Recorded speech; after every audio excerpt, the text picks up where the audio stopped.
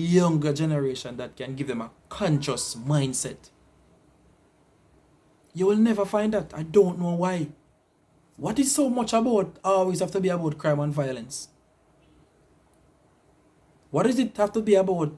Girls have to always sing about, oh, for me think tighter than him, so me take away a girl, man. And when you do round this so, and you cock up on that round this so, come on, people. Balance the thing. Life is about balance. And that is the reason why I don't even listen to dancehall music much. No, I'm kind of more in tune to hip hop and R&B. What is there to listen about dancehall music? It's just different voice, but they're basically saying the same thing. Pop out me gun and slap out him head and man a gangster, man a dog, and a boy run up on me tomorrow. Me and my dog then go fee, man. He just go up on a rhythm and every word's going to rhyme, but it's just basically the same thing everybody is singing. So what is there? And that is the reason why I will always rate or respect. I will always respect Curly Locks and Two Locks, aka Twin Twins, because these gentlemen, funny enough, but these gentlemen should be employed as a source of education to young people. Yes, I think the government should look into having people like those, because tell you what, Twins has the ability to reach out to young people when it comes to education than how teacher can come and write something on the board. And if you realize that work, let it work. Let it work. Anyway, you see where the country can be more in a comfortable state, let it work. Stop telling yourself that them are commoners and them are boy, you know. Make it work, man. Look at Vybz Kartel. Vybz Kartel locked up in prison for what? 35 years? They said they're gonna give him, right? 35 years. Alright. Vybz Kartel is a very how would I say? Inclined. He's very inclined when it comes on to lyrics. And I can tell you this. All of these little new entertainer that is coming up right now, they are working off Vybz Kartel line.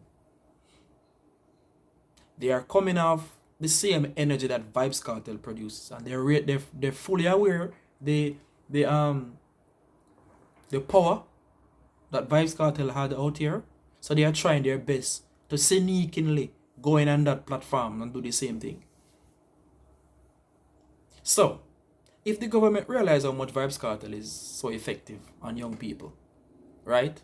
Instead of have this talented man in prison sitting down, take the man and bring the man going to some school, some institution, and them same boy the way have this false hope,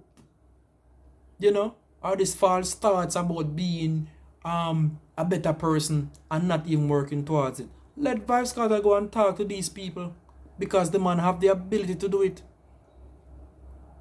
The man build an empire right now where even though the man in prison, when the man write a song, everybody a cheer to it. Right? Vybz Kartel can bring a crowd right now that you will never even believe how much money the government can make from that. A little bit will benefit Vybz Kartel family. The rest would go to IMF. We don't owe IMF. We owe IMF money. So you have these talented men and others in prison locked down. Doing what? I eat taxpayer money? While those same prisoners' kids are out there sitting down, possibly cannot even get the financial support that they need. I'm not saying Vybz Kartel kids need financial support, but I'm just saying other persons. Vybz Kartel is not the only entertainer, talented entertainer in prison. Or not just entertainer, but you have talented persons locked in prison right now doing nothing. Just sitting there and bar looking out of space, counting down the days when you can have these persons doing something valuable to the country. What is happening? Government, we're not thinking. We're suffering from a thing called egocentricity. Anything that we thought or we believe is the right way to go, then that's it. We don't care to look at the next side and say, I wonder if this can work other way. How can we improve this? No. And that is what stifling Jamaica. That is what stifling Jamaica. When I look at the another situation I have is that look at the female who, boys and girls who had went to college, right?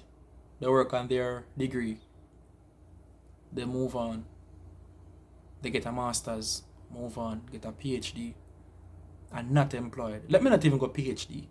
Let's stop at masters. I know student now from the university who graduate from their achieve their masters, and they're not working. You see the pressure this pandemic put on us right now. It's very, very challenging. It's very, very challenging. It's challenging. So I'm just saying, bro God, Andrew Holness, you're doing a good job, I can tell you that. Yes, some persons still be naive in accepting the rules and regulations of this pandemic, but fortunately, you have put things into place for those people actions, fortunately. So, a man feel like he want to keep him party, fine. Them know the consequence coming behind it. No remorse. You understand? Respect that. But I am asking you, use this pandemic to determine the future of Jamaica. What if another virus should come and hit Jamaica? Will we be prepared? This COVID-19 is what proved to us exactly that Jamaicans are not equipped. Look at the hospital. There's a young miss and her child and her husband. They weren't feeling well, so they go to the hospital. When they go to the hospital, the doctor tell the lady that they won't assist children under 3 years of age. So she have to take her child to the student, to the,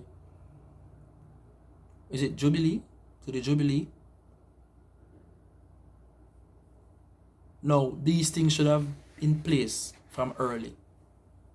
So instead of wasting time and said, oh, this person have no knowledge of how or the procedure when it comes down to who, at what age a child should be admitted in children's hospital, etc., etc. The child could lose his life right there. And I honestly think that is what happened to the lady who gave birth to her child and died after.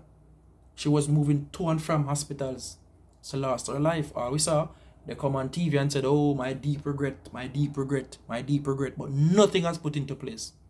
Nothing put into place. Said, okay, if something like this again should happen, these are the steps. Because the news I watched last night proved to me that nothing has put into place.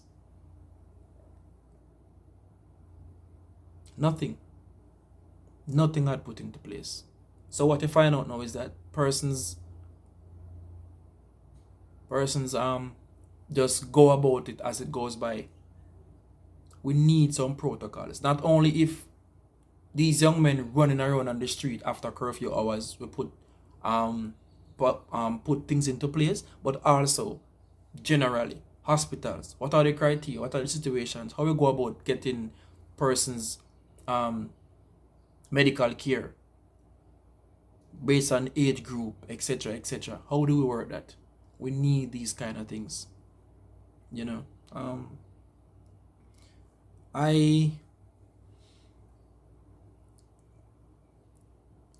don't think a proper measures had put into place also when it comes on to the foreigners who wanted to go home. I don't think, based on the feedback persons are telling me, it is not professional. What is happening? What is so difficult? And it has nothing to do with persons who are going. It has to do with the management of the facility when persons reach. It's not professional. It's not professional. We're sleeping. We're not on top of things in many basic things. We are not on top of things, and as soon as we can realize what is going on, then I don't know. And I think we realize what is going on, but as I said, it's just a lackadaisic. Persons are just, as soon as certain things come to our doorstep, then we will try to find a way to get things done. But other than that, no, it's all right. My family is okay. They are not infected, so why should I worry? Take a look at how the taxi men having police on their back constantly. And this is what I used to know, that the security force just don't care. It's all about making money. In every town or central point, you have police driving down taximen, giving them ticket because they stopped to let out one person. This is to show that the government system, the security forces, can do better at not just to give a taximan a ticket because him stop and let out somebody, but also when it comes to measure everything and everywhere. Jamaica is too small to be so difficult and challenging to control. It is way too small. It's way too small. We need measures. 11 o'clock at night in the town, you find guys sitting down on the pizza doing what? Drinking. And what they're gonna say? You have no rights to send these guys home because what? People have their rights. Rights to do what? We need some Fidel Castro action in Jamaica. Right? We cannot go communist. Don't get me wrong, because we're not independent. Food, oil, etc. But I'm just saying, when it comes to security forces, we need that level of harsh management, and I guaranteed the country will curve. It can work. It is not impossible. We have to do something, people. We have to do something. And as soon as we're able to can find ourselves, then things will always get better. This is Swift, people. Again, you can follow me on Instagram, YouTube, Facebook, Profound. The program is called. This is my second episode. I'm asking viewers and subscribers, subscribe, like, and share. We will drop episode 3 soon. You don't know, have to work, come home, we have other things to do. Currently I am not even in Jamaica right now. Currently I'm overseas, but we still have to get things done. Based on the pandemic situation, we have challenges in the flight traveling to and from. So definitely when I come home, I can, balance more, get more time to get things done. So to all the friends and families and fans out there, I'm out. This is your host, Swift. Another host program, Profound. Big up, love, bless up, stay safe, and for the persons who are not employed, this is your time to find yourself. Read a book. Even a novel. Just read a book. Read a book. Watch some discovery on YouTube. But do something positive. Come off of Instagram for a while. Pause Facebook for a while, man. Pause WhatsApp for a while, Bridget. Put on the phone. Come out of people's business. Unless it's something you buy from somebody. Other than that, come out of your business. I'm out, people. Stay safe.